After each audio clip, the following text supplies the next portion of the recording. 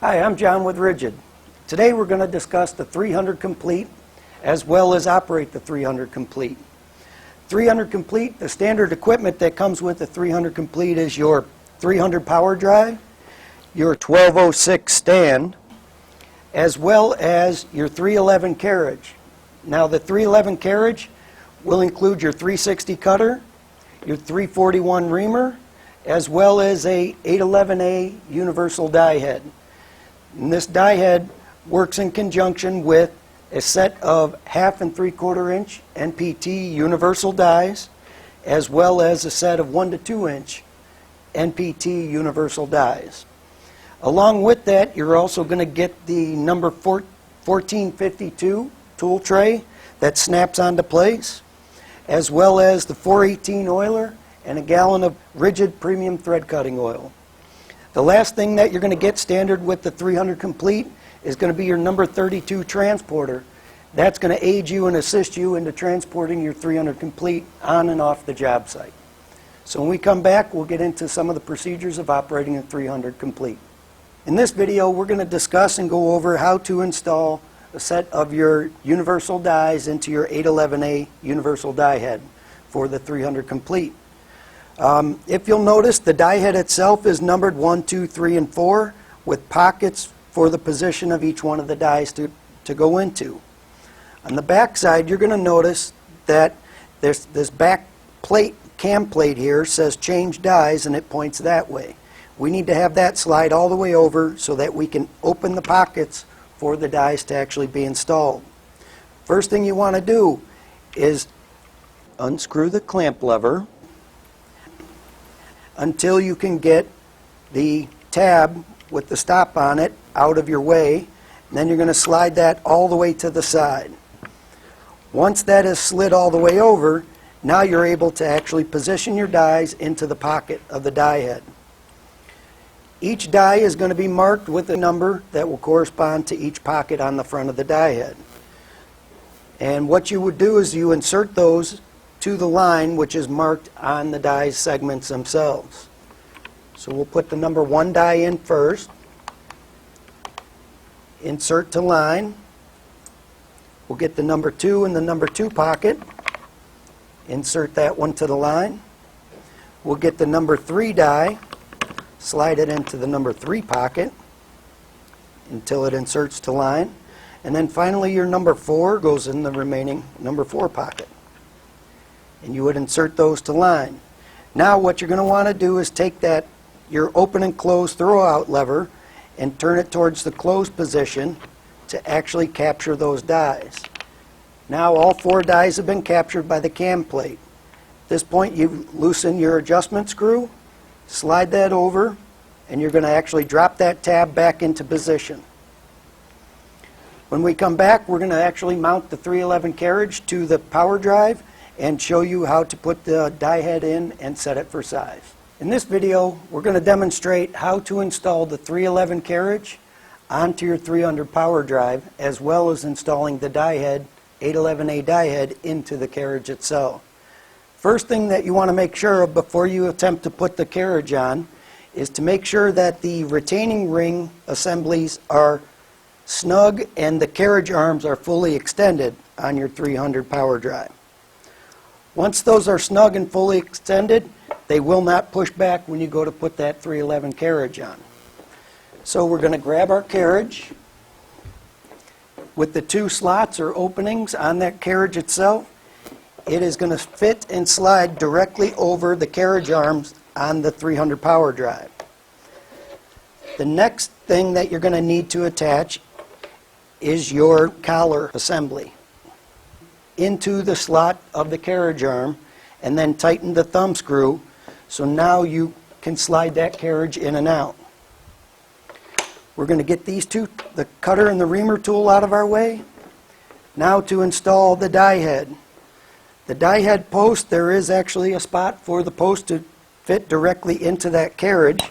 With that die head slightly in the up position, you're just going to push directly where that post is, and now your die head is attached and set up. Now you are ready to begin threading process. we're going to go over how to properly install and place the pipe in your 300 complete. Before you do that, you want to make sure that your power drive is in the off position as well as unplugged from the power source. Then you're going to take your pipe, slide that through the front chuck jaws, and for your longer sections of pipe, it may be more beneficial and easier for you to install the pipe from the rear of the machine. First thing you're going to do once your pipe's installed is you're going to close the centering guide on it, which is going to position and center that pipe in the back of your power drive. Next, you're going to want to close your chuck jaws down, and with the hammer chuck, give it a couple good wraps on it to lock that pipe in place. Now the pipe is ready for cutting, reaming, and threading. With our pipe installed on the 300 power drive, 300 complete setup, now we have a mark on our pipe which you need to mark to cut to length. You're going to bring that cutter down, get it into position on your mark, and at this point we're going to flip the machine switch into forward, which we have already unplugged it in. Now we're going to run the machine and apply a quarter turn of pressure per rotation of pipe until we cut through the end of the pipe.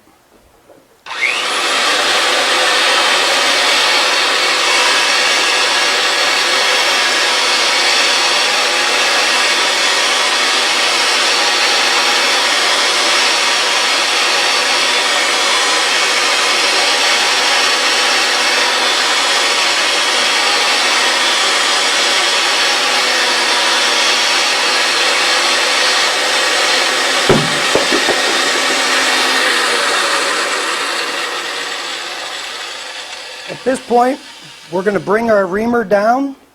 There is a spring-loaded latch on that reamer. You're going to push it up and slide that reamer all the way in until you feel and hear that latch drop back in to extend your reamer to be able to ream the pipe. Now we're going to have to apply pressure with your carriage arm, lever arm, to actually ream that pipe out.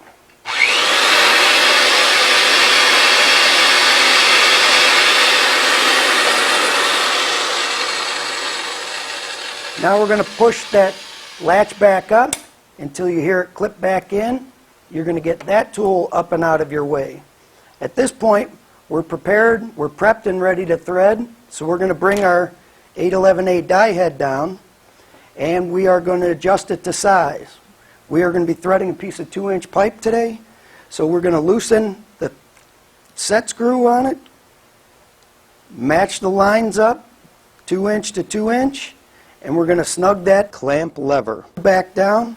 At this point, we're going to drop that die head into the closed position, which means that we are ready to thread. Once that piece of pipe, end of the pipe, gets to the last tooth on each one of those dies, that's when we're going to throw that lever open and finish the threading process. So we're going to get the oiler into our right hand, and on the 418 oiler, the spout will swivel on it.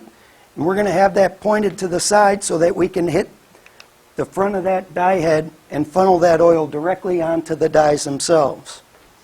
It's very important to have plenty of oil when you're threading pipe.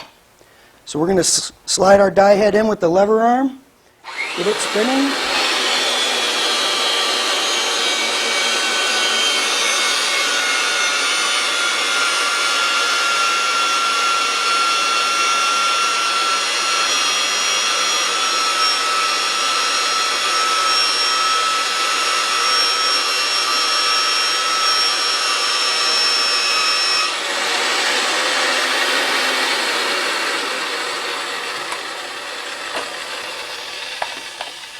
And there is our completed thread.